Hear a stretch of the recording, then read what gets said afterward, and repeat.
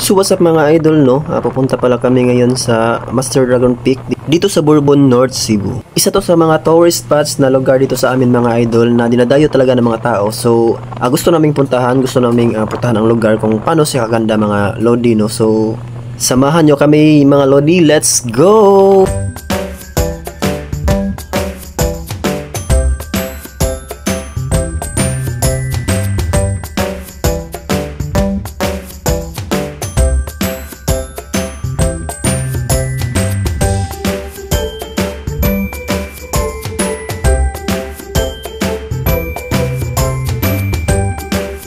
So ito po siya mga idol, no?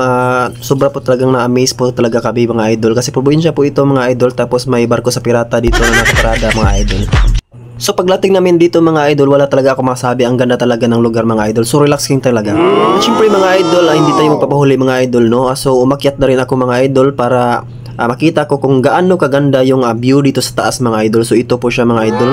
Grabe mga idol. So grabe ang ganda talaga mga idol, no? So sobrang relaxing talaga. At syempre, makakawala ng pagod, makakawala ng stress mga idol. Pwede ka rin mga idol na mag-shoot dito, no, ng Titanic mga idol. So, ito lang muna mga idol ang video ko. Thank you for watching. See you for my next video. God bless you.